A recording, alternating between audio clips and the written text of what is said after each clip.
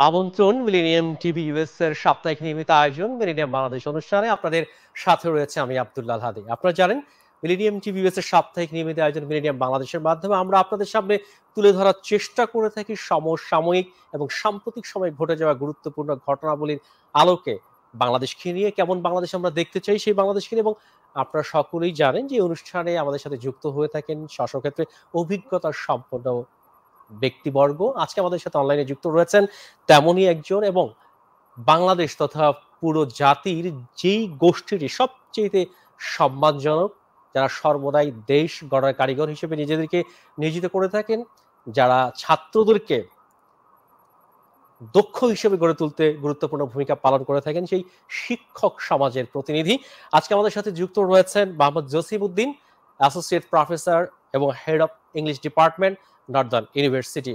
মোহাম্মদ জসিমউদ্দিন, আপনাকে স্বাগত millennium TVS এর সাপ্তাহিক নিয়মিত আয়োজন মিলেনিয়াম বাংলাদেশ অনুষ্ঠান। নিশ্চয়ই আপনি আমাকে শুনতে পাচ্ছেন? জি, আমি আপনাকে শুনতে পাচ্ছি এবং আপনাদেরকে শুভেচ্ছা ও আন্তরিক অভিনন্দন জানাচ্ছি এই ধরনের সুন্দর আয়োজনের জন্য এবং আমাকে আমন্ত্রণ জানানোর জন্য। যে আপনাকে অসংখ্য ধন্যবাদ অনুষ্ঠানের শুরুতেই যে আপনার শত ব্যস্ততার মাঝেও আমাদেরকে আপনার মূল্যবান সময় দিচ্ছেন।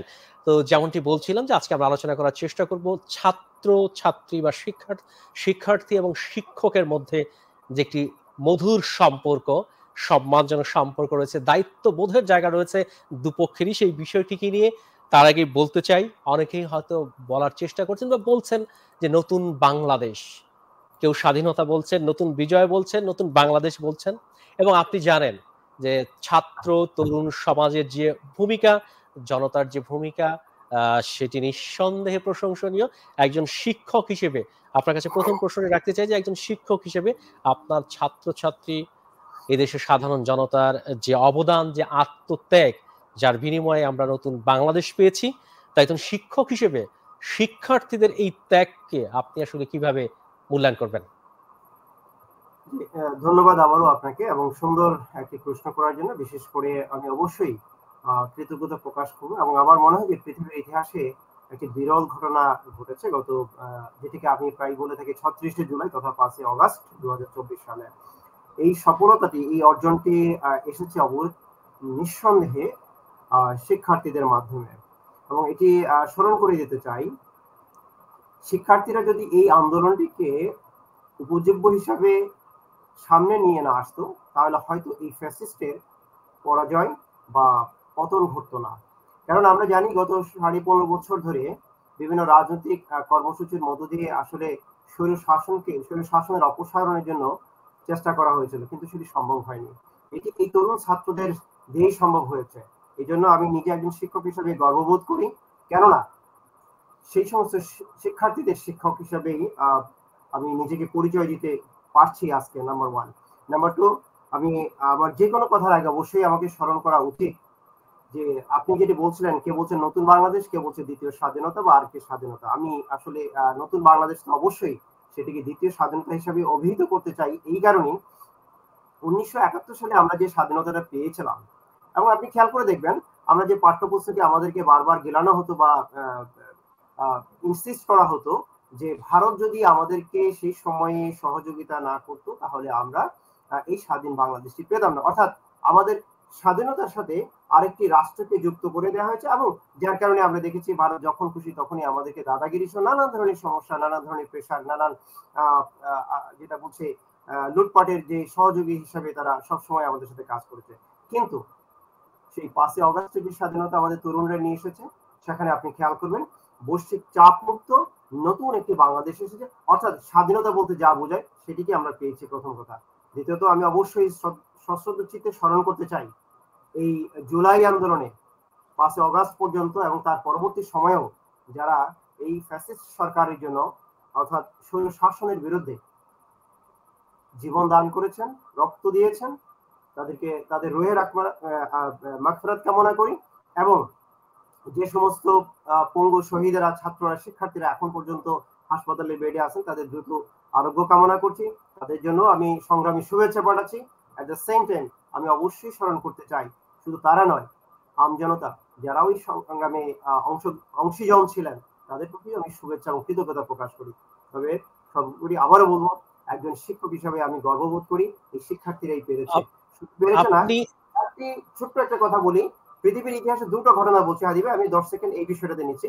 একটা হচ্ছে একটা একাডেমিক ক্যালেন্ডার বলেন, যে কোনো ক্যালেন্ডারকেই তারা পরিবর্তন করে দিয়েছে। আরেকটি হচ্ছে পৃথিবীর সমস্ত স্বৈর শাসকদেরকে একবিংশ শতাব্দীর নতুন একটা বার্তা দিয়েছে আমার শিক্ষার্থীরা। জি, আপনি যথার্থই বলেছেন এবং ছাত্রদের যে অবদান সেটিকে অস্বীকার করার কোনো উপায় নেই এবং তাদের অগ্রগণ্য ভূমিকার কারণেই কিন্তু আজকে আসলে আমরা সেই স্বৈর শাসকের হাত থেকে মুক্ত। এবং সেখানে আপনার একটি কথা বলতেই হয় যে আপনারা যারা শিক্ষক সমাজ রয়েছেন, বেসরকারি বিশ্ববিদ্যালয় বলেন, সরকারি বিশ্ববিদ্যালয় বলেন, স্কুল কলেজ বলেন, বিশ্ববিদ্যালয় কলেজগুলোকে বলেন, আপনাদের শিক্ষকদের অবদানকে অস্বীকার করার উপায় নেই। আমরা দেখেছি ব্র্যাক বিশ্ববিদ্যালয়ের আসিফ মাহতাব এবং সরকারি বিভিন্ন বিশ্ববিদ্যালয়, এবং আমরা দেখেছি ঢাকা বিশ্ববিদ্যালয়ের ডক্টর আসিফ নজরুল, যিনি এখন বর্তমানে অন্তর্বর্তীকালীন সরকারের একজন উপদেষ্টা, পাশাপাশি দেশের বিভিন্ন পাবলিক বিশ্ববিদ্যালয়, বেসরকারি শিক্ষকদের, ছাত্রদের পাশে থেকে এই যে অনুপ্রেরণা, আসলে আপনারা এটি, আমি যদি আপনাকে ব্যক্তিগতভাবে জিজ্ঞেস করি, আপনারা আসলে এই যে ছাত্রদের পাশে সবসময় দাঁড়ান, এই আন্দোলনের জীবনের ঝুঁকি নিয়েও তাদের পাশে দাঁড়ানো, এই অনুপ্রেরণাটা আসলে আপনারা কোথা থেকে পেয়েছেন বা আপনারা কিভাবে উৎসাহিত হয়েছেন যদি বলতেন? জি, ধন্যবাদ। এই অনুপ্রেরণাটি মূল জায়গা হচ্ছে কি, আসলে শিক্ষকদেরকে আমরা বাংলাদেশের বৃহত্তর কনসেপ্টে বলে থাকি জাতি গড়ার কারিগর। আসলে জাতি গড়ার কারিগর মানে এই নয় যে আমি ক্লাসরুমে যাব, আমার নির্দিষ্ট যে সিলেবাস আছে, যে কারিকুলাম আছে, আমি সেটাকে পাঠদান করে চলে আসব। জাতি গড়ার কারিগর তখনই হবে আমার আর্থসামাজিক, ভৌগোলিক, সাংস্কৃতিক, অর্থনৈতিক, তারপরে হচ্ছে আপনার শিক্ষাগত সমস্ত বিষয়গুলোকে যখন সক্রিয়তা বজায় রেখে নতুন একটি সার্বভৌম রাষ্ট্র আমরা তৈরি করতে পারবো, বৈষম্যহীন একটা রাষ্ট্র তৈরি করতে পারবো। দেখুন, আমি আমার এক সহকর্মীর উদাহরণ দিয়ে বলি, তিনি অত্যন্ত কান্না চিত্তে সেদিন বলেছিলেন যে স্যার, আমার যে শিক্ষার্থী আমার বিভাগের মারা গিয়েছে, আমার নিজের ইংরেজি বিভাগের শিক্ষার্থী মারা গিয়েছে, শহীদ হয়েছে, বলছে যে সেই শহীদের দায়ভার অবশ্যই আমাদের আছে। এই কারণেই আছে, আমরা ক্লাসে প্রতিনিয়ত শেখাতাম কোনটা ভালো কোনটা মন্দ, এই যে বিবেক জাগা নিয়ে আমরা কথা বলছি, সেই জায়গা নিয়ে থেকে আমার শিক্ষার্থীরা প্রথমত মাঠে গিয়েছে। Number one. নাম্বার টু হচ্ছে, আপনি যথার্থই একটা কথা বলেছেন, যেমন আমি একটা কথা এখানে উল্লেখ করতে চাই। 17 তারিখে যখন 16 তারিখ বিকেলে যখন সকল পাবলিক বিশ্ববিদ্যালয়গুলোকে বন্ধ করে দেওয়া হয় এবং হলগুলো বন্ধ করে দিয়ে ওই সন্ধ্যার মধ্যে সবাইকে হল ত্যাগ করার নির্দেশ দেওয়া হয়, 17 তারিখ থেকে একটা আশঙ্কা ছিল এই আন্দোলনটি চলবে কিনা। বাংলাদেশের ইতিহাসে প্রথম সকল বেসরকারি বিশ্ববিদ্যালয়ের শিক্ষার্থীরা একযোগে নেমে এসেছে। শুধু নেমেই আসেনি, তারা কিন্তু তাদের শিক্ষকদের সহযোগিতা পেয়েছে। এবং 18 তারিখে আপনারা দেখেছেন যে মাঠে ময়দানে যারা নিহত হয়েছে বা শহীদ হয়েছে, প্রত্যেকেই কিন্তু এই বেসরকারি বিশ্ববিদ্যালয়ের শিক্ষক ছিল। আমি এখানে পাবলিক বা প্রাইভেট এই কথাটা আনতে চাই না, কিন্তু আপনি যে প্রশ্নটা করছেন সেখানে আমি সরাসরি আসি।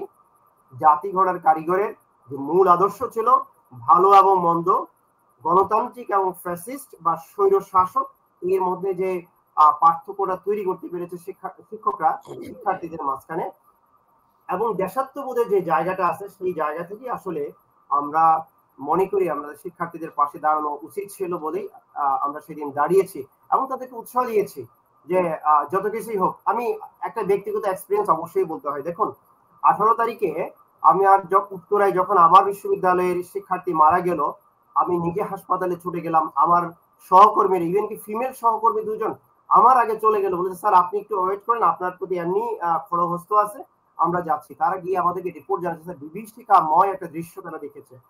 কিন্তু আমরা যখন হাসপাতালে গেলাম, আমার শিক্ষার্থীদের বলছে স্যার গুলি লেগেছে, তাতে কিছু আসে যায়নি, আপনি এসেছেন, আপনারা এসেছেন, আমরা এখন থেকে মাঠ আর ছাড়বো না। এই যে অনুপ্রেরণা, জিজ্ঞেস করলাম বাবা কেন তোমরা এই জীবনটা কেন দিতে চাও? একটাই কথা স্যার, আমাদের এই দেশটাকে বাঁচাতে হবে, আমাদের এই দেশটাকে আমাদের মতো করে সাজাতে চাই। এই সাজানোর অনুপ্রেরণাটাই আসলে শিক্ষকরা দিয়েছে শিক্ষার্থীদেরকে। যার কারণে আপনি দেখবেন যে আসিফ নজরুল স্যারের কথা আপনি যেমন বলেছেন, আসিফ মাহতাবের কথা বলেছেন, আজকে যিনি বাংলা একাডেমির মহাপরিচালক হয়েছে মোহাম্মদ আজম স্যার, তিনি কিন্তু মাঠে ছিলেন বেশ ভালোভাবে। এরকম পদার্থ বিজ্ঞানের মামুন স্যার ছিলেন আনডাউটেডলি। কিন্তু আপনাকে মনে রাখতে হবে, 30 সেকেন্ডের কম একটি ভিডিও অত্যন্ত ভাইরাল হয়েছিল। সেটা হচ্ছে জাহাঙ্গীরনগর বিশ্ববিদ্যালয়ের ইতিহাস বিভাগের অধ্যাপক গোলাম রব্বানী স্যারের তিনি যখন বলেছিলেন সেই কথাটুকু আপনাদের সবার মনে আছে, যে পিতা তার সন্তানের লাশ চিহ্নিত করতে ভয় পায়, যে শিক্ষক তার শিক্ষার্থীর পাশে আজও দাঁড়াতে ভয় পায় অথবা দূরে থাকে, আমি তাকে ঘৃণা করি। এই কথাগুলো আমার মনে হয় প্রত্যেক শিক্ষককে নতুন করে চিন্তার সুযোগ করে দিয়েছে। এর পাশাপাশি আরেকজনের কথা অবশ্যই বলতে হবে। আপনাকে একটি ঐতিহাসিক প্রেক্ষাপট বলে, এই আন্দোলনে বেসরকারি বিশ্ববিদ্যালয় আসার পরেও 26-27 তারিখের দিকে গিয়ে এটা স্থিমিত হয়ে যাচ্ছিল, কারণ সমন্বয়করা কিন্তু জেলে ছিল, এটা সমন্বয়হীনতার মধ্যে চলে আসতেছিল। সেদিন ত্রাতার ভূমিকা এসেছেন আসিফ নজরুল স্যার তার পুরো টিম নিয়ে শিক্ষক নেটওয়ার্কের মাধ্যমে। তারপরে আমি স্মরণ করতে, সম্ভবত আমি যদি ডেটটা ভুল না করি, 30 কি 31 তারিখের দিকে বাংলাদেশের চিন্তক হিসেবে, বুদ্ধিজীবী হিসেবে যিনি সবচেয়ে পরিচিত, তিনি হচ্ছেন ডক্টর সলিমুল্লাহ খান স্যার। তিনি 3 মিনিট 17 সেকেন্ডের একটা বক্তব্য দিয়েছেন। সেই বক্তব্যের 3টা বিষয়কে তিনি আইডেন্টিফাই করেছেন। 1 নাম্বার বলছেন এই সময়ের যারা তরুণ তাদেরকে তিনি উৎসাহ দিয়েছেন, মানুষের কি করণীয় সেই কথাটা বলেছেন। 2 নাম্বার বলেছেন কার কাছে বিচার চাইবেন, এই সরকারের কাছে বিচার চাইবেন, যারা খুনির কাছে কখনো বিচার চাওয়া যায় না। সুতরাং আপনারা একটা কাজ করুন, এই সরকারকে আগে পদত্যাগ করতে হবে, অর্থাৎ আমাদের দাবি হচ্ছে একটাই, 1 দফা দাবি। এটাও শিক্ষকের একজন ভূমিকা আছে।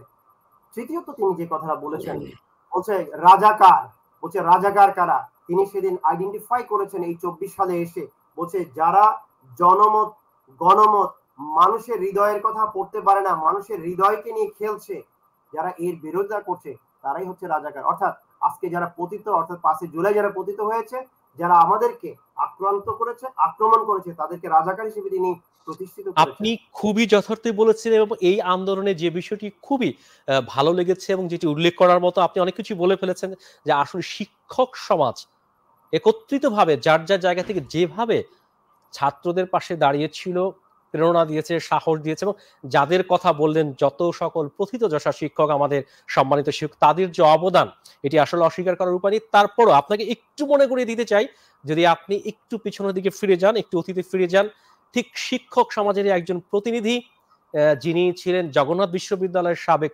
উপাচার্য, যিনি উপাচার্যের মতো সম্মানিত পদ ছেড়ে দিয়ে একটি রাজনৈতিক দলের অঙ্গ সংগঠনের চেয়ারম্যান হওয়ার বাসনা কিন্তু প্রকাশ করেছিলেন, এবং তিনি বলেছিলেন শ্রেণীকক্ষ ছেড়ে এসে সেই দলের হাল ধরার জন্য। আর যেখানে আমরা দেখতে পাচ্ছি যে যাদের কথা বললেন আপনাদের মতো শিক্ষক, শ্রদ্ধেয় ডক্টর আসিফ নজরুল, শ্রদ্ধেয় ডক্টর সলিমুল্লাহ খান, বলেছেন আপনি জাহাঙ্গীরনগর বিশ্ববিদ্যালয়ের শ্রদ্ধেয় যে শিক্ষকটির কথা, আসলে আমরা দেখেছি সারা বাংলাদেশে আনাচে কানাচে প্রত্যেকটা শিক্ষক দাঁড়িয়েছে। হ্যাঁ, আমরা এটিও দেখেছি যে কেউ কেউ এই হত্যাকাণ্ডকে অনাকাঙ্ক্ষিত ছাত্র হত্যাকাণ্ড বলেও দলীয় লেবাসেও দাঁড়িয়েছেন। তো এই যে একজন উপাচার্য, পলিটিক্যাল একটা পার্টির দায়িত্ব নিতে চাওয়া একজন শিক্ষক হিসেবে, সেই শিক্ষকের ব্যাপারটা নিয়ে আপনি কিভাবে মূল্যায়ন করবেন? জি, ধন্যবাদ। আপনি আসলে এটাতে আমি খুব বিব্রত বোধ করি, এই জন্যই ডক্টর মিজানুর রহমান, আপনি নামটা উল্লেখ করেন, আমি উল্লেখ করেই বলছি। সত্যিকার অর্থে কি আমি ওনাকে শিক্ষক বলি না। আমি স্মরণ করে দিয়েছি, আমি বক্তব্যের শুরুতে বলেছিলাম একজন শিক্ষকের দায়িত্ববোধ, একজন শিক্ষকের দায়িত্ববোধ, তাকে কেন আসলে একজন শিক্ষককে কেন জাতি গড়ার কারিগর বলা হয়, তার প্রথম এবং প্রধান কারণ হচ্ছে তিনি কেবল ক্লাসরুমে পড়াবেন বিষয়টি মোটেও নয়। আরেকটি কথা কিন্তু ওই মিজানুর রহমান স্যারের বলার আগে আমি স্পষ্ট করে বলি, অনেকে কনফিউশন হতে পারেন। সেটি হচ্ছে একজন শিক্ষকের রাজনৈতিক মতাদর্শ থাকতে পারে, তিনি রাজনৈতিক ভাবে কাউকে সাপোর্ট করতে পারেন, এটা নিয়ে আমার কোনো কালে দ্বিমত ছিল না। কিন্তু তিনি রাজনৈতিক প্রপাগান্ডার মাধ্যমে অন্যদেরকে হেনস্থা করবেন বা হিউমিলিয়েট করবেন, সাপ্রেস করবেন, এই জায়গায় আমার প্রচন্ড বিরোধিতা আছে। নাম্বার 1। নাম্বার 2 হচ্ছে আপনি ডক্টর মিজানুর রহমানের কথা বলেছেন, আমি অনেকে স্যার বলতে আমি বিব্রত বোধ করছি। এই কারণেই দেখেন, তিনি নাম ধরে বলি যুবলীগের সভাপতি হওয়ার জন্য তিনি আকাঙ্ক্ষা প্রকাশ করেছিলেন। সেই আকাঙ্ক্ষা প্রকাশের মধ্য দিয়ে তিনি প্রকাশ করেছেন তিনি আসলে একটা ফ্যাসিজমের একজন বার্তা বাহক হিসেবে সেখানে এসেছেন। তিনি কোনো বিশ্ববিদ্যালয়ের উপাচার্য তো দূরের কথা, একজন শিক্ষক হওয়ার যোগ্যতা রাখেন না। এখানে আমাদের একটা কথা মনে রাখতে হবে, আসলে একজন মানুষ শ্রেণীকক্ষে পড়ালেই তিনি কিন্তু শিক্ষক হতে পারেন না, এটা আমাদেরকে মনে রাখতে হবে। ঠিক তেমনি ভাবে আমি আরো কয়েকজনের কথা একটু স্মরণ করে দিই একই সাথে। আপনি মূল্যায়নের কথা বলছেন, ঢাকা বিশ্ববিদ্যালয়ের তৎকালীন মানে এর আগের মাকসুদ কামালের আগে যিনি আখতারুজ্জামান, ডক্টর আখতারুজ্জামান, যাকে সিঙ্গারা উপাচার্য হিসেবে দেওয়া হয়েছে, অর্থাৎ তিনি শিক্ষাকে কিভাবে নষ্ট করেছেন। তারপর হচ্ছে জাতির একেবারে বিবেককে যিনি সবচেয়ে বেশি ধ্বংস করেছেন, শিক্ষাক্রমকে ধ্বংস করেছেন, তিনি হচ্ছেন অধ্যাপক জাফর ইকবাল, যাকে এখন শিক্ষার্থীরা স্যার আর বলে না, সার বলে। এর কারণটা আসলে হচ্ছে কি, এর কারণটা হচ্ছে ওনারা কখনোই শিক্ষার্থীদের কথা ভাবেননি, দেশের কথা ভাবেননি, জনগণের কথা ভাবেননি। ওনারা তিনটা জিনিস ভেবেছেন। এক নাম্বার ভেবেছেন ব্যক্তিগত স্বার্থ, দুই নাম্বার হচ্ছেন একটা বিশেষ দলের কথা ভেবেছেন, তিন নাম্বার একটা বিশেষ দেশের কথা ভেবেছেন। এই তিনটা জায়গায় তারা সমীকরণটা একই জায়গায় নিয়ে আসার কারণে তাদেরকে কোনোভাবেই শিক্ষক হিসেবে আমরা শিক্ষক সমাজ মনে করি না। এমনকি আপনি দেখেছেন এই আন্দোলনের মধ্যে আমি আপনার সাথে একটু একটু যুক্ত করতে চাই। আপনি যাদের কথা বললেন, আমি আমার জায়গা থেকে একটু বলতে চাই, একটু যুক্ত করতে চাই আপনার সাথে, যে তারা আসলে শিক্ষাটাকে, শিক্ষার্থীকে এবং শিক্ষা প্রতিষ্ঠানটাকে আসলে তারা ব্যবসায়িক পণ্য হিসেবে ব্যবহার করেছে কিনা, শুধুমাত্র তাদের ক্যারিয়ারের জন্য বা তাদের অর্থনৈতিক বিত্ত বৈভব বাড়ানোর জন্য। আপনি কি মনে করেন? জি, ধন্যবাদ। আমি এক কথায় যদি বলি, অবভিয়াসলি তারা সেটা ব্যক্তিগত ব্যবসায়িক কেন্দ্র হিসেবেই কেবলমাত্র তৈরি করেনি, রাজনৈতিক একটা ব্যবসা কেন্দ্র হিসেবেও সেটা তারা তৈরি করেছে। জি, এবং যথার্থ বলেছেন আপনি। এবং আমরা যেটি বলছিলাম যে ছাত্র শিক্ষকের যে সম্পর্ক, আমরা এই আন্দোলনে দেখেছি ছাত্ররা, আপনি যেটি বললেন যে আপনি নিজেরই অভিজ্ঞতা, যে আপনি হসপিটালে শিক্ষার্থীকে দেখতে গেছেন, তারা সেখানে এতটাই কৃতজ্ঞ যে তারা তাদের জীবন দিতে প্রস্তুত। এই যে ছাত্র এবং শিক্ষকের সম্পর্ক, এবং আপনি আরেকটি কথা বলেছেন, খুবই মূল্যবান কথা, যে একজন শিক্ষক শুধুমাত্র শ্রেণীকক্ষে পাঠদানি করবে না, পাশাপাশি তাকে নৈতিকতা শিক্ষা দেবে, সঠিক ইতিহাস জানাবে। তো আপনার কাছে এই আন্দোলনের পরবর্তী সময় আমরা দেখলাম কিছু শিক্ষা প্রতিষ্ঠানে কিছু শিক্ষকদের সাথে ছাত্রদের, আমি আসলে ছাত্রদের বলতে একটু দ্বিধাবোধ করছি, কারণ যে সমস্ত কর্মকাণ্ডগুলো পরবর্তীতে ঘটেছে কিছু শিক্ষা প্রতিষ্ঠানে, যে শিক্ষকদেরকে জোর করে পদত্যাগ করানো, কারো গায়ে হাত তোলা, কাউকে অপমান অপদস্থ করা, আপনার কাছে কি মনে হয় যে এটা আসলে কি শিক্ষার্থীরা করেছে, বা এই ঘটনার জন্য আসলে ওই শিক্ষকরা বা শিক্ষক সমাজের একটি অংশই বা কতটুকু দায়ী? এমনও ভিডিও আসছে যে ক্লাসে কোন একটা রাজনৈতিক দলের স্লোগান শেখানো হচ্ছে। তো এই জায়গাটাকে আসলে আপনি কি মনে করেন পরবর্তীতে যে ঘটনাগুলো ঘটেছে? জি, আপনি কয়েকটা কথা আমি বলি। আসলে বারবার বলছি যে সবাইকে শিক্ষক বলা যাবে কিনা এই বিষয়টা আমি বারবার প্রশ্ন রাখছি। আপনি একজন শিক্ষকের কথা বলছিলেন যে তিনি রাজনৈতিক স্লোগান শিখিয়েছেন। এটা তো ছোট্ট একটা বিষয় আমি মনে করি, রাজনৈতিক স্লোগান শিখিয়েছেন। তার চেয়ে আপনি দেখেছেন মনে হয় সম্ভবত না, সেটি দিনাজপুর। সেটি কিন্তু আপনার শ্রেণীকক্ষে বাইরে শেখানো আর আমি সেটা বলছি। তার চেয়েও ভয়ানক হচ্ছে কি জানেন? তিনি আরেকজন প্রধান শিক্ষকের কথা, ভিডিওটাও কিন্তু ভাইরাল হয়েছিল। তিনি একটা রাজনৈতিক দলের স্থানীয় ইউনিয়ন পরিষদের কি নাম বলে যে ইউনিয়ন পর্যায়ের নেতা ছিলেন। এট দ্য সেম টাইম তাকে দেখেছি সেটা কি পেন্সিডিল, সম্ভবত পেন্সিডিল তিনি অফিস রুমে বসে খাচ্ছেন, গিলছেন। এখন দেখেন এই প্রধান শিক্ষককে আপনি শিক্ষক বলবেন? এই প্রধান শিক্ষকের গায়ে হাত তোলাটা কি আসলে অন্যায় কিছু? মোটেও আমি মনে করি না। দেখেন আপনাকে মানে একটা কথা বলি, আপনি প্রশ্ন করেছেন, আমি সেখানে সরাসরি উত্তরে যাই। যে ঘটনাগুলো ঘটছে সেখানে সব জায়গায় কি আসলে শিক্ষার্থীরা দায়ী কিনা? না, সকল জায়গায় শিক্ষার্থীরা দায়ী নয়। এর মধ্যে একটা রাজনৈতিক দুর্বিসন্ধিও আছে। দুর্বিসন্ধিগুলো কোথায়? আমাদেরকে সবসময় মনে রাখতে হবে বিপ্লবের একটা প্রতি বিপ্লব ঘটার সম্ভাবনা সবচেয়ে বেশি থাকে, এবং জি, সবচেয়ে বড় প্রতি বিপ্লবের চিন্তা ছিল 15ই আগস্টকে কেন্দ্র করে, অর্থাৎ ধানমন্ডি 32 নম্বরকে কেন্দ্র করে। আলহামদুলিল্লাহ আমরা বলবো যে জনতার কারণে, ছাত্রদের কারণে সেটি সম্ভব হয়নি, যদিও সেখানে দুই একটি অনাকাঙ্ক্ষিত ঘটনা ঘটেছে, সেটা তীব্র প্রতিবাদ আমি বরাবরই জানাই। তবে আপনাকে এটা মনে রাখতে হবে, কিছু কিছু জায়গায় শিক্ষার্থীরা যে হাত তুলেছে এর অনেকগুলো কারণ আছে। আপনাকে স্মরণ করে দিই, আমি বিশ্ববিদ্যালয় পর্যায়ে প্রথমে আসি। খুলনায় দুটো বিশ্ববিদ্যালয়, বড় ধরনের সরকারি বিশ্ববিদ্যালয় খুব প্রমিনেন্ট আছে। একটা হচ্ছে খুলনা বিশ্ববিদ্যালয়, আরেকটি হচ্ছে খুলনা প্রকৌশল বিশ্ববিদ্যালয়। খুলনা বিশ্ববিদ্যালয়ের শিক্ষার্থীরা যখন খুলনা বিশ্ববিদ্যালয়ের ভাইস চ্যান্সেলর মহোদয় পদত্যাগ করতে চেয়েছেন, তারা কান্নাকাটি করেছে, অবরোধ করেছে, বলছে না স্যার আপনি কোনোভাবেই পদত্যাগ করতে পারবেন না। কারণ এই আন্দোলনে আপনি আমাদেরকে না, এই দেশ রক্ষার জন্য যেভাবে আমাদের পাশে দাঁড়িয়েছেন, কোনো পুলিশকে ক্যাম্পাসে ঢুকতে দেননি, আপনি প্রকৃত শিক্ষক। দেখেন এটা একটা এক্সাম্পল। কিন্তু আন্দোলনের সময় আমরা সবাই দেখেছি, ভাইরাল খুলনা প্রকৌশল বিশ্ববিদ্যালয় তিনি বলেছেন যারা আন্দোলন করছে তারা শিক্ষার্থী নয়। আবার এটা বলছেন যে আমি তোমাদের খাইও না, তোমরাও আবার খাও না, সুতরাং হলে থাকতে পারবে না, চলে যাও, তোমরা মরো, তাতে আমার কিছু আসে যায় না, তাতে আমি মাস শেষে বেতন নেই, এইটাই আমার কাছে। দেখুন দুজন ব্যক্তি কিন্তু উপাচার্য, দুটো প্রতিষ্ঠান একই অঞ্চলে, আপনি কিভাবে মূল্যায়ন করবেন? এটা একটা বিষয় আছে। দ্বিতীয়ত বিষয় হচ্ছে কি জানেন, আপনি এখানে যে রাজনৈতিক দুর্বিসন্ধির কথা বলছি, রাজনৈতিক দুর্বিসন্ধির দুইটা বিষয় এখানে আমাকে উল্লেখ করতে হবে। একটি হচ্ছে ফ্যাসিজমের সময়ে আমরা যদি, আমি একটু আগে এই অনুষ্ঠানে ঢোকার আগে ইন্টারনেট গুলো ঘাটছিলাম, আমি দেখলাম কয়েকশো পেজ ইউটিউব সার্চে দেখা যাচ্ছে আওয়ামী সরকারের সময় শিক্ষকদেরকে যেভাবে লাঞ্ছিত করা হয়েছে। এই লাঞ্ছনার 26শে জুলাই একটা ঘটনা ঘটছে আন্দোলন চলাকালীন সময়ে, কেন স্থানীয় যখন আওয়ামী এমপি এবং উপজেলা চেয়ারম্যান সেখানে গিয়েছিলেন আন্দোলনের বিপক্ষে, ওই প্রধান শিক্ষক বলেছে যে স্যার আমার শিক্ষার্থীরাও আছে, সুতরাং এখানে রাজনৈতিক কর্মসূচি না করি। এই কারণেই তাকে পিটানো হয়েছে, ব্যাপক পিটানো হয়েছে।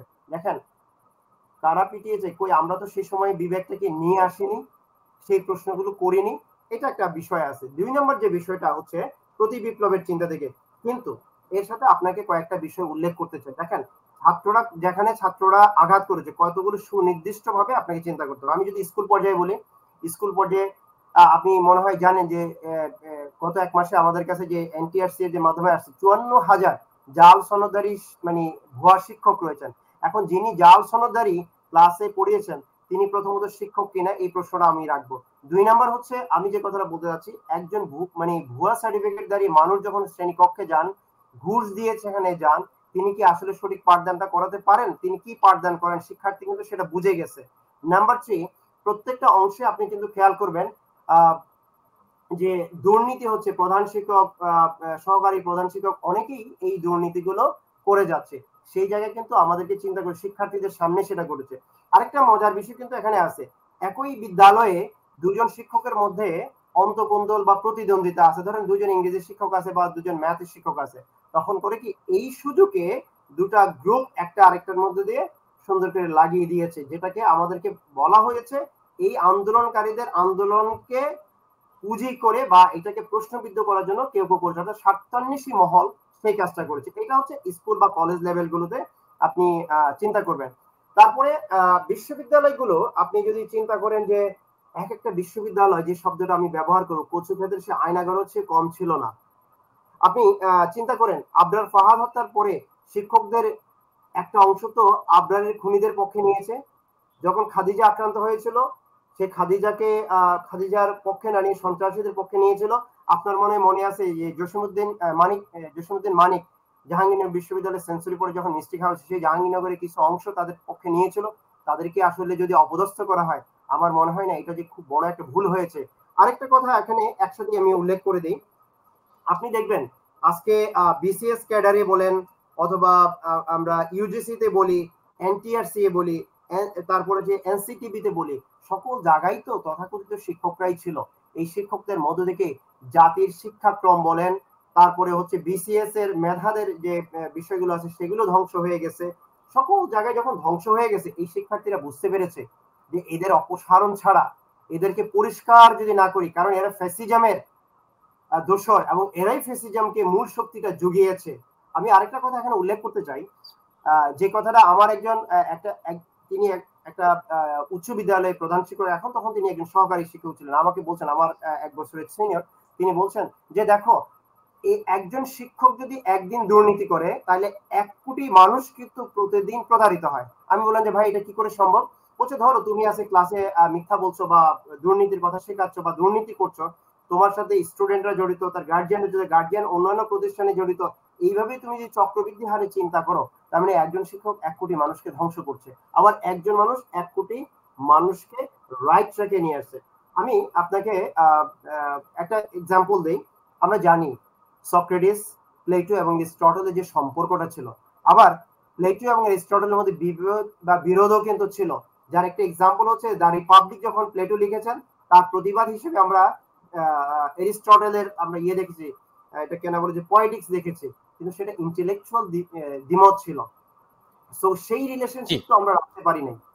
জি, আপনি যথাযথই বলেছেন। আমরা একটি ছোট্ট বিজ্ঞাপন বিরতির সামনে, বিজ্ঞাপন বিরতির পর আমরা আরো কথা বলবো বিষয়টি নিয়ে। সুপ্রিয় দর্শক, আশা করি আপনারা সেই পর্যন্ত আমাদের সাথেই থাকবেন। সুপ্রিয় দর্শক, আমন্ত্রণ মিলেনিয়াম টিভি ইউএস এর সাপ্তাহিক নিয়মিত আয়োজন মিলেনিয়াম বাংলাদেশ অনুষ্ঠানে। আপনাদের সাথে রয়েছি আমি আব্দুল্লাহ হাদি। মিলেনিয়াম বাংলাদেশ অনুষ্ঠানে আমরা কথা বলার চেষ্টা করে থাকি অতীত, বর্তমান এবং ভবিষ্যতের বাংলাদেশকে নিয়ে। কথা বলার চেষ্টা করে থাকি বাংলাদেশের রাজনীতি, সমাজনীতি, অর্থনীতি, পররাষ্ট্রনীতি, সর্বোপরি রেমিটেন্স যোদ্ধাদেরকে নিয়ে কথা বলার চেষ্টা করে থাকি, মুক্তিযোদ্ধাদেরকে নিয়ে কথা বলার চেষ্টা করি, বাংলাদেশের মুক্তিযুদ্ধের ইতিহাসকে নিয়ে কথা বলার চেষ্টা করি, সর্বোপরি বাংলাদেশকে নিয়ে। মিলেনিয়াম বাংলাদেশ অনুষ্ঠান দেখতে চোখ রাখুন শুধুমাত্র মিলেনিয়াম টিভি ইউএসএতে প্রতি শুক্রবার বাংলাদেশ সময় রাত 9টায় এবং ইউএসএ সময় সকাল 11টায়। সুপ্রিয় দর্শক, আবারও স্বাগত মিলেনিয়াম টিভিএস এর সাপ্তাহিক নিয়মিত আয়োজন মিলেনিয়াম বাংলাদেশ অনুষ্ঠানে। যে যেমনটি বলছিলেন, আপনি ঠিক বিজ্ঞাপন বিরতির আগে একটি গুরুত্বপূর্ণ কথা তুলে ধরেছেন যে ছাত্র এবং শিক্ষকদের মধ্যে যে আদর্শ একটি সম্পর্ক, আসলে সেটি অনেকাংশেই কিন্তু আজকে বিতর্কিত।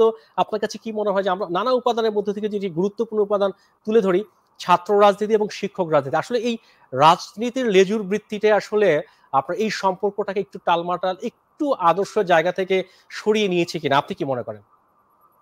যে আদর্শের জায়গাটা থেকে নানান কারণে আসলে গত দিনগুলোতে সরিয়ে নেওয়া হয়েছে। এটি আমি বলবো যে গত 15 বছরে না, তারও আগ থেকে আসলে এটি শুরু হয়েছে। আপনাকে সুন্দর একটি কথা বলি, ইস্যু সম্পর্কে একটা বাস্তব উদাহরণ আমরা বাংলাদেশ থেকেও টানতে পারি। বাংলাদেশে অসংখ্য উদাহরণ আছে।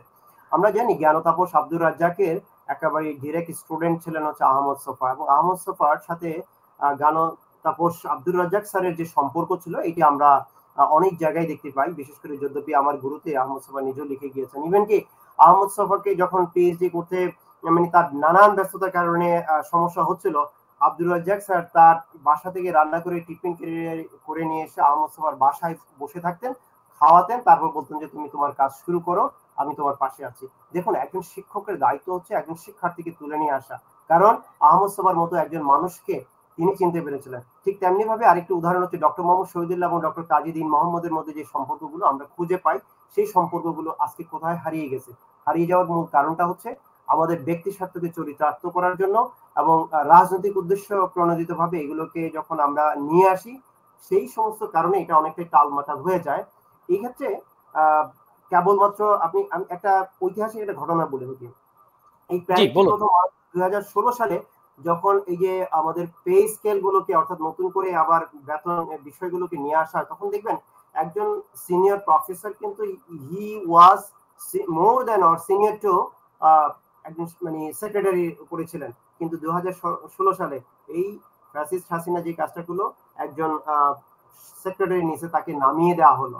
এটি একটা বিরল ঘটনা যে একজন শিক্ষককে অপদস্থ করা হলো। এর মধ্য দিয়ে এই অবদমনটা শুরু হয়ে গেছে। আরেকটি জিনিস আপনাকে বলি, সাম্প্রতিক সময়ে অর্থাৎ মোহাম্মদ আজম স্যারের আগে যিনি মহাপরিচালক হিসেবে নিয়োগ পেয়েছেন রাশিদ আসকারী স্যার, ওনার সাথে আবার ব্যক্তিগত সম্পর্ক থাকলেও আমি বলবো, দেখেন উনি একটা বিশ্ববিদ্যালয়ের উপাচার্য ছিলেন।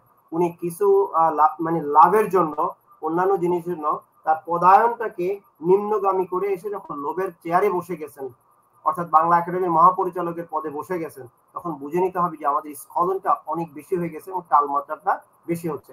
এই টালমাটালগুলো কারা শিখিয়েছে?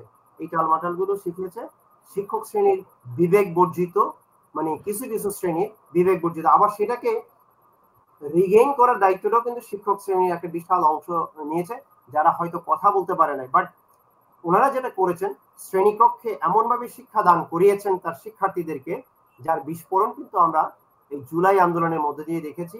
এবং সেই আন্দোলনের মধ্য দিয়ে যদি আজকের মানুষজন, আজকের শিক্ষকরা আগামী দিনের যারা শিক্ষক হবেন, আগামী প্রজন্ম যদি শিখতে না পারে, তাহলে দেশে আরো একটা বিপ্লব হতে পারে বলে আমি মনে করি। কারণ আমাদেরকে বুঝতে হবে, এই শিক্ষার্থীদেরকে ঘুম পাড়ানো যে ঔষধ দেওয়া হয়েছে, তারা সেটা গিলেনি, তারা সেটা জিহ্বার নিচে রেখে দিয়ে তারা মস্তিষ্ককে কাজে লাগিয়েছে, তাদের সাহসকে কাজে লাগিয়েছে নতুন বাংলাদেশ গড়ার জন্য, নতুন স্বাধীনতার জন্য।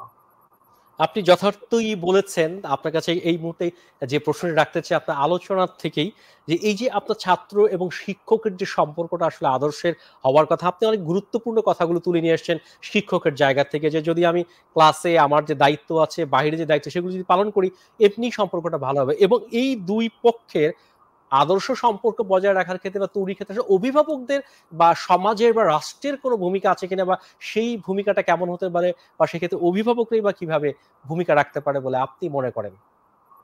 জি, ধন্যবাদ। এখানে দুটো প্রশ্ন, একটা হচ্ছে যে অভিভাবকদের সাথে ভূমিকাটা কি এবং এটা রাষ্ট্রের সম্পর্কে। আসলে রাষ্ট্র এবং অভিভাবক দুই পক্ষেরই ব্যাপক ভূমিকা আছে। কারণ প্রথম কথা হচ্ছে একটা ইনস্টিটিউশন যদি চলে থাকে, বিশেষ করে স্কুল এবং কলেজ লেভেল গুলো যদি আমরা প্রথমত চিন্তা করি, তাহলে এখানে ট্রায়াঙ্গেল একটা রিলেশনশিপ কিন্তু we have to build up. সেটা হচ্ছে কি, স্টুডেন্ট, টিচার এবং গার্জিয়ান, এই তিনটা পক্ষের মধ্যে অর্থাৎ অভিভাবকদের মধ্যে একটা সম্পর্কটাকে বিল্ড আপ করতে হবে। এর একটা অংশ যদি অপ্রস্তুত থাকে অথবা স্বাভাবিকভাবে কাজ না করতে পারে বা স্বাভাবিকভাবে সহযোগিতা না করে, তাহলে এটি কোনোভাবেই সম্ভব নয়।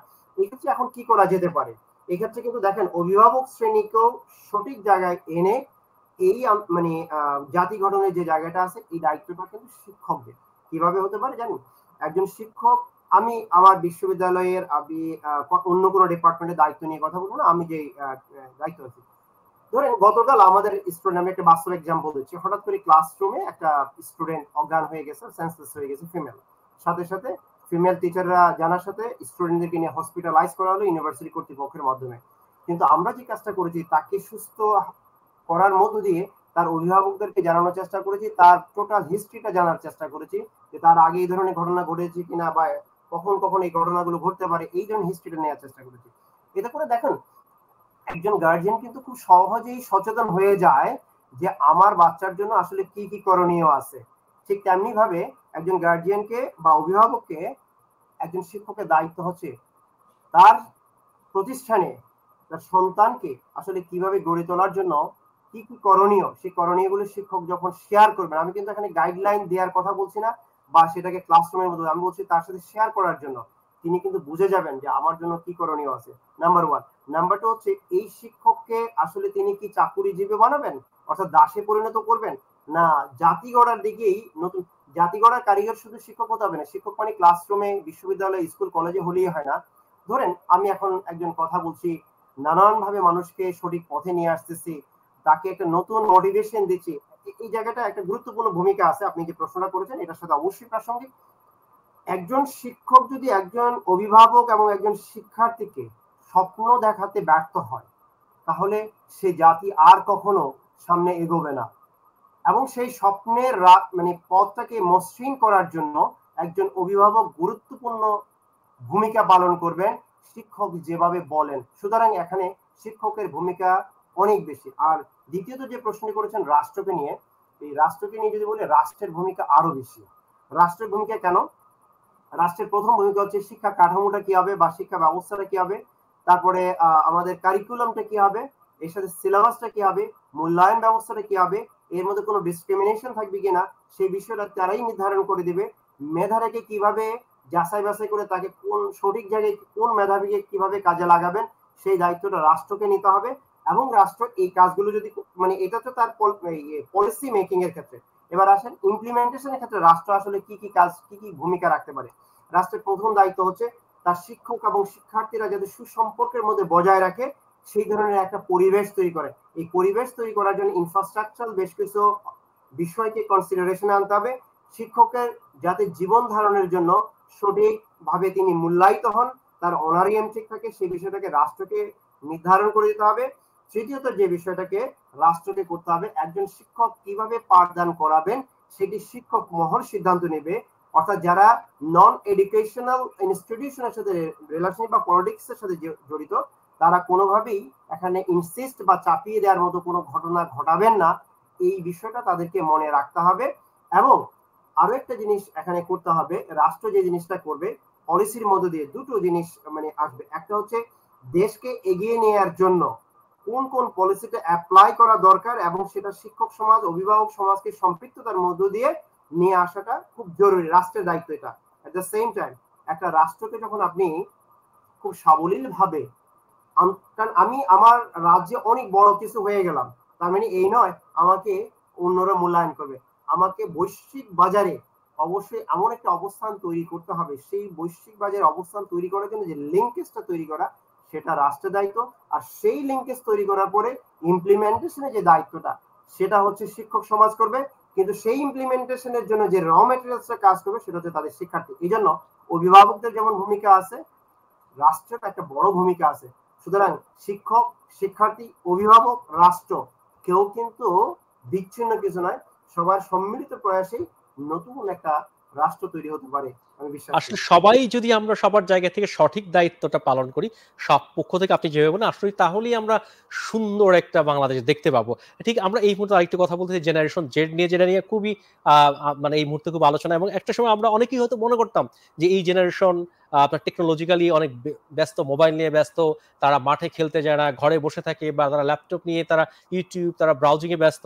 আসলে এদের দ্বারা আমরা জাতি কি আশা করতে পারি? বাট তারা কিন্তু দেখিয়ে দিয়েছে আমাদেরকে সেই জুলাই থেকে শুরু করে 5ই আগস্ট পর্যন্ত যে বিপ্লব, যার মাধ্যমে আমরা আজকে বলছি নতুন বাংলাদেশ বা স্বাধীন বাংলাদেশ বা নতুন বিজয়, যেটাই বলি না কেন, আপনি সেই জেনারেশন জেড পর্যায়ে যে ছাত্র সমাজ, তাদেরই একজন যোগ্য প্রতিনিধি। তাদেরকে শিক্ষাদানে ব্যস্ত, তাদেরকে গড়ে তোলার কাজে আপনি ব্যস্ত মহান শিক্ষকতার পেশায়। তা আপনার কাছে কি মনে হয় যে এই যে নতুন প্রজন্ম, এবং একটু বলে নেই সেই জেনারেশন জেডেরই কিন্তু দুজন প্রতিনিধি, যেটি বাংলাদেশের ইতিহাসে বিরল ঘটনা, অন্তর্বর্তীকালীন সরকারে দুজন সম্মানিত উপদেষ্টা পদে কিন্তু আসীন রয়েছেন। তা আপনার কাছে আসলে কি মনে হয় যে এই তরুণ প্রজন্ম দেশকে কিভাবে এগিয়ে নিয়ে যেতে পারে, বা এই যে দুজন উপদেষ্টা নিয়োগ দেওয়া হয়েছে ছাত্র সমাজের প্রতিনিধি হিসেবে এবং আরো বিভিন্ন ক্ষেত্রে ছাত্র সমাজের প্রতিনিধি নিয়োগ দেওয়া হয়েছে, সর্বোপরি এই তরুণ সমাজকে নিয়ে, এই তরুণ ছাত্র সমাজকে নিয়ে আপনার কি প্রত্যাশা, বা আপনি কিভাবে দেখছেন বিষয়টাকে? জি, আমি ধন্যবাদ। অত্যন্ত গুরুত্বপূর্ণ একটি প্রশ্ন করেছেন, যে বিষয়টি আসলে শঙ্কার মধ্যে ছিল। এই জাতি বা এই প্রজন্ম আসলে কি করবে? আমি প্রথম কথা বলতে চাই, ৬-৭ বছর আগেই আমি নানানভাবে আমার সহকর্মীদের কাছে বিভিন্ন অনুষ্ঠানের মধ্য দিয়ে এবং শিক্ষার্থীদেরকে আবার পরিবারের মধ্য দিয়ে আমি বলতাম যে এই তরুণ প্রজন্ম হয়তো একদিন এই জগদ্দল পাথর সরানোর কাজটা করবে, কারণ তারা সেটা বুঝতে শুরু করেছে। তার একটি বড় দুটো উদাহরণ হচ্ছে, একটা হচ্ছে ২০১৮ সালে আমরা যখন নিরাপদ সড়ক আন্দোলন করেছি, এবং তার পরপরই যখন আমরা যখন এই কোটা বিরোধী আন্দোলনটা করেছিলাম, নুরুল নূরের বিরুদ্ধে, অর্থাৎ করেছে এই ইয়াং জেনারেশন, তাদের যে আন্দোলনের যে মাত্রা এবং চিন্তা ছিল, সেই চিন্তার গভীরতা থেকে আমরা বুঝতে পেরেছি এই জেনারেশন অনেক দূর এগিয়ে যাবে। Number one. নাম্বার টু হচ্ছে, আপনাকে প্রথমত বুঝতে হবে, আপনি যে প্রসঙ্গটা তুলে নিয়ে এসেছেন, যাদেরকে অবাধ ইন্টারনেট, তারপরে স্মার্টফোন, অনেক ধরনের অ্যাপস এর সুযোগ করে দিয়ে তাদেরকে বুথ করে হতো, অর্থাৎ এটা এক ধরনের নেশা তৈরি করা হয়েছে। সেই জাতি আসলে কি করবে? প্রথম কথা হচ্ছে যে তাদেরকে এই জায়গায় নিয়ে এসেছে কারা, কেন নিয়ে এসেছে, কারা নিয়ে এসেছে এবং কেন নিয়ে এসেছে, এই দুটো প্রশ্নের উত্তর আমাদেরকে সবসময় মাথায় রাখতে হবে। আমরা এটা খুব সহজে বুঝতে পেরেছি কেন নিয়ে এসেছে। কেন এই নিয়ে আসার প্রথম কারণ হচ্ছে কি, একজন মানুষ যদি প্রকৃত শিক্ষা পায়, তাহলে সেই শিক্ষার্থী ভালো এবং মন্দের পার্থক্য করতে পারবে। এইটা ছিল স্বৈর শাসকের ফ্যাসিজমের মূল, মানে সবচেয়ে আশঙ্কার জায়গা। সেই আশঙ্কা জায়গা থেকে তারা ভাবছে যে এই ধরনের একটা বিনোদনের জগতে আমরা যদি তাদেরকে ডুবিয়ে রাখতে পারি, তারা কখনো প্রতিবাদী হয়ে উঠবে না। রাষ্ট্র যেভাবে চলুক তাদের এই নিয়ে কোনো ভাবনা থাকবে না, নাম্বার ওয়ান। কিন্তু আপনি দেখেন গত ৫-৭ বছরে কতগুলো ঘটনা ঘটেছে। বৈষম্য আর বৈষম্য, বৈষম্য আর বৈষম্য যখন ঘটেছে, তাদের মধ্যে ফ্রাস্ট্রেশনটা বেড়েছে। আপনাকে একটা স্ট্যাটিস্টিক্স দিতে চাই। খালেদা জিয়া যখন ২০০৬ সাল পর্যন্ত বা সাতের, মানে ২০০৬ সাল পর্যন্ত ক্ষমতায় ছিলেন, সেই সময় পর্যন্ত স্ট্যাটিস্টিক্স যেটা বলে, তার আগে ১৯৯০ এর গণ অভ্যুত্থানের পরে যখন সরকারগুলো আসে, এই দেশে মেধাবী শিক্ষার্থীরা বিদেশমুখী না হয়ে আবার স্বদেশমুখী হয়েছিল। কিন্তু এই হাসিনা সরকার আসার পরে আবার কি হলো, তারা বিদেশমুখী হয়ে গেছে। কারণ এখানে কোনো নিরাপত্তার হীনতায় ভুগছে এবং যোগ্য ব্যক্তি যোগ্য জায়গায় পাচ্ছে না। আবেদ আলী কোটায় তারা বিসিএস কে হয়ে যাচ্ছে। যার কারণে কি হয়েছে, তারা কিন্তু বুঝতে শুরু করেছে যে আমাদেরকে এই কাজগুলো করা হচ্ছে মূলত দাসত্বের শিকলে বন্দি রাখার জন্য। সুতরাং আমি আপনি যখন মনে করেছি, আমি আবার বলছি, আমি আপনি যখন মনে করেছি যে ইন্টারনেটে বসে তারা পাবজি খেলছে, টিকটক করছে, নানান কিছু করছে, এই সংখ্যাটা খুব কম। হয়তোবা আমাদের ভুল ধারণা ছিল, তারা হয়তোবা বিশ্ব মানচিত্রে, বিশ্বে মানুষজন বা অন্যান্য শিক্ষার্থীরা কে কিভাবে এগিয়ে যাচ্ছে, অথবা যারা দেশ ছেড়ে অন্য জায়গায় চলে যায় তারা কিভাবে প্রতিষ্ঠিত হচ্ছে, কোন ওয়েতে হচ্ছে, কেন হচ্ছে, এই বিষয়গুলো তারা উপলব্ধি করা শুরু করেছে, স্টাডি করা শুরু করেছে। তারা হয়তো নিজেদের মধ্যে সেই বিষয়গুলো আলোচনা করেছে। কেন এই কথা বললাম, আপনাকে সুন্দর একটা তথ্য দিচ্ছে। হ্যাঁ, আমি এই বৈষম্য বিরোধী আন্দোলন যখন শুরু হয়, তখন আমি বারবার ভাবার চেষ্টা করলাম, আচ্ছা বেসরকারি বিশ্ববিদ্যালয়ের শিক্ষার্থীদেরকে তো খুব বেশি একটা মূল্যায়ন করতে চায় না পিএসসি, তাহলে তারা কেন যাচ্ছে? কমির শিক্ষার্থীরা কেন আসছে? প্রাইমারি শিক্ষার্থী কেন আসবে? স্কুলের কলেজের শিক্ষার্থী কেন আসবে? তার চেয়ে বড় কোয়েশ্চেন ছিল, প্রতি বছর বিসিএস এবং সরকারি যে সমস্ত চাকরির পদগুলো খালি হয়, সেখানে নিয়োগ হয় ৫ থেকে ৭ হাজারের মতো। তাহলে সেখানে এই ৪ কোটি শিক্ষার্থী কেন মাঠে থাকবে? সে তো ৪-৫ হাজার মধ্যে নাও আসতে পারে। তার একটা মূল কারণ হচ্ছে কি, তার মধ্যে ওটা আসে নাই, তার মধ্যে স্বদেশ প্রেমটা আছে, মানব প্রেমটা এসেছে। সে বলছে আমি আমার অবস্থানে, আমার মেধা অনুসারে, আমার যোগ্যতা অনুসারে আমি আমার আসনটা পেলেই হবে, যে ভালো করবে সে তাকে তার সেই জায়গাটায় দিতে হবে।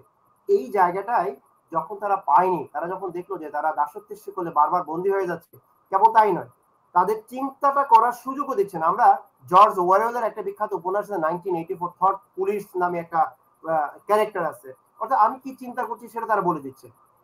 ঠিক তেমনি ভাবে আমাদের এই পুলিশ বাহিনীও বলে দিত যে দুইজন স্টুডেন্ট কথা বলছে, তো তোমরা এই চিন্তা করছো। এই ধরনের অনেক অভিযোগ দিয়ে, অনেক লেভেল দিয়ে করা হচ্ছে। শিক্ষার্থীদের মধ্যে একটা রিয়েলাইজেশন এসেছে, এখন আসেন সেকেন্ড যে প্রশ্নটা আপনি করেছেন, জেনারেশন জি বা জেনারেশন জেড যেটাই বলি না কেন, তাদেরকে নিয়ে স্বপ্ন কেমন দেখি? হ্যাঁ, অবভিয়াসলি তাদেরকে নিয়ে আমি বড় ধরনের স্বপ্ন দেখি। এই স্বপ্নটা বাস্তবায়নের জন্য সবচেয়ে বড় ভূমিকা রাখতে হবে বিশ্ববিদ্যালয়কে, কলেজগুলোকে, স্কুলগুলোকে। এটা বাস্তবায়নের জন্য যে ক্ষেত্রগুলি, প্রথমত এই ইন্টারিম গভর্নমেন্ট কিন্তু অলরেডি শুরু করেছে। আজকে আমরা দেখেছি ধরেন বাংলা একাডেমি, জাতীয় গ্রন্থাগার, তারপর যে জাহাঙ্গীরনগর বিশ্ববিদ্যালয়, রাজশাহী বিশ্ববিদ্যালয়ের মতো জায়গাগুলোতে, এর আগে ঢাকা বিশ্ববিদ্যালয় বা ওই যে পিজি হসপিটাল, যেটাকে আমি বঙ্গবন্ধু, সাবেক বঙ্গবন্ধু হসপিটালে বলবো, এই মানে মেডিকেল কলেজ, সেইখানে যে সমস্ত উপাচার্য নিয়োগ দিয়েছেন এবং বাকিগুলো নিয়োগ দেওয়ার প্রক্রিয়া আছে, সকল জায়গায় দলীয় পরিচয়ের ঊর্ধ্বে রেখে মেধাবী, রিসার্চার এবং দেশপ্রেমিক লোকজনকে বসানো শুরু করেছেন। এইটা যদি অব্যাহত রাখা যায় তাহলে আগামী দিন এই জাতি আর অনেক দূর যাবে। আমরা অনুষ্ঠানের একেবারে শেষ পর্যায়ে যদি সংক্ষেপে বলেন একটু। যে নাম্বার 3, আমি যে পয়েন্টটা আসছি, আপনি যে পয়েন্টটা বলেছেন যে এই তরুণ সমাজে দুজন শিক্ষার্থী আসলে উপদেষ্টা পরিষদে রয়েছে, এটাকে কিভাবে মূল্যায়ন করছে?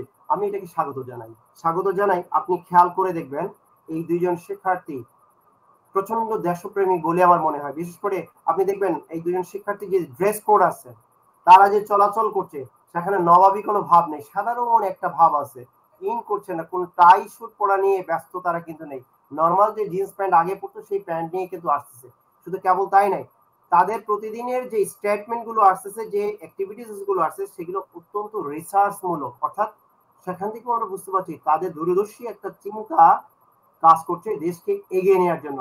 এই জন্য এই দেশের মানে এই তরুণ সমাজের প্রতি আমি আশাবাদী। এটার জন্য শিক্ষক সমাজকে, আপনারা সবাইকে কাজ করতে হবে। জি, আমরা একেবারে অনুষ্ঠানের শেষ পর্যায়ে খুব সংক্ষেপে একটি প্রশ্ন আপনার কাছে রাখতে চাই, যেটি হলো যে এই যে আপনি ছাত্র সমাজের কথা বলছেন, শিক্ষার্থীদের কথা বলছেন, আপনি অভিভাবকদের কথা বলছেন, শিক্ষকদের কথা বলছেন, আপনি শিক্ষক সমাজের প্রতিনিধি। সেই জায়গা থেকে আপনি যদি আপনাকে যদি বলি যে ছাত্র এবং শিক্ষকের মধ্যে যে সুন্দর আদর্শ এবং গ্রহণযোগ্য একটি সম্পর্ক তৈরির ক্ষেত্রে আপনার ছাত্রদের প্রতি কি বলার আছে বা শিক্ষক সমাজের প্রতি বা কি বলার আছে এই নতুন পরিবেশে, পরিবর্তিত পরিস্থিতিতে দেশকে এগিয়ে নেওয়ার জন্য খুব সংক্ষেপে যদি বলেন। যে খুব সংক্ষেপে যদি আমি বলি, শিক্ষক সমাজের প্রতি আমার আমার আবেদন হচ্ছে এই, আসুন এই দেশটাকে আমরা রাজনীতির ঊর্ধ্বে, সকল কিছুর ঊর্ধ্বে আগে ভাবি, এবং আমার যে তরুণ প্রজন্ম, যাদের জীবন ভবিষ্যৎ সবকিছুই আমার আসলে কর্ম পরিকল্পনা এবং আমার অ্যাক্টিভিটিস এর মধ্যে নিহিত আছে, আমার চিন্তা, আমার ফিলোসফির মধ্যে নিহিত আছে, তাদেরকে নিয়ে আমরা কোনোভাবেই ব্যক্তি স্বার্থ চরিতার্থ করার জন্য কাজে না লাগাই এবং তাদেরকে জাতি গড়ার কারিগর হিসেবে আমরা সঠিক পথে রাখি। শিক্ষার্থীদের প্রতি আমার উদারত আহ্বান, আসুন ভেদাভেদ ভুলে যাই, অতীতে যা হয়েছে সেগুলোকে ভুলে যাই, নতুন স্বপ্ন নিয়ে, নতুন ভাবে, নতুন চিন্তা করে, নতুন পরিকল্পনা নিয়ে আমরা ঐক্যবদ্ধভাবে আগামী দিন যে কোনো বৈদেশিক শক্তির হাত থেকে দেশটাকে বাঁচাই। এবং আমি বিশ্বাস করি এই পরিকল্পনায়, বিশেষ করে এখন যেভাবে চলছে, আগামী 10 বছরের মধ্যে শুধু দক্ষিণ এশিয়া নয়, বিশ্বের অন্যতম একটা শক্তিশালী অর্থনৈতিক এবং জ্ঞান বিকাশের নতুন স্বর্গরাজ্য হিসাবে তৈরি হবে। এই আহ্বানটুকু আমি সবার প্রতি রাখছি। জি, আপনাকে অসংখ্য ধন্যবাদ মোহাম্মদ জসিম উদ্দিন। সুপ্রিয় দর্শক, আপনারা দেখছিলেন মিলেনিয়াম টিভিএস এর সাপ্তাহিক নিয়মিত আয়োজন মিলেনিয়াম বাংলাদেশ। আমরা অনুষ্ঠানের মাধ্যমে আমরা আপনাদেরকে জানানোর চেষ্টা করছিলাম আজকের যে বিষয়, ছাত্র এবং শিক্ষকের মধ্যে যে আদর্শ সম্পর্কের কথা, সেই বিষয়ে কথা বলছিলেন মোহাম্মদ জসিম উদ্দিন, অ্যাসোসিয়েট প্রফেসর এবং head of English department, Northern university. তিনি বারবারই কিন্তু বলার চেষ্টা করেছেন ছাত্র এবং শিক্ষকদের সম্পর্ক সুন্দর এবং আদর্শ করে গড়ে তোলার জন্য ছাত্রদের যেমন ভূমিকা রয়েছে, শিক্ষকদের ভূমিকা রয়েছে, বলেছেন রাষ্ট্রের ভূমিকার কথা এবং অভিভাবকদের কথাও কিন্তু বলেছেন।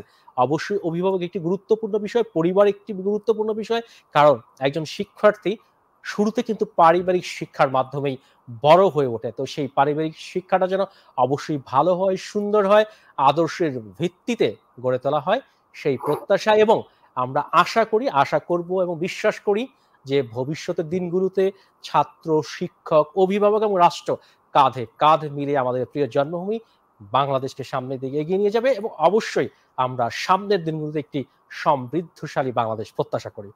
সেই প্রত্যাশায় আজকের মতো এখানেই বিদায়। আল্লাহ হাফেজ।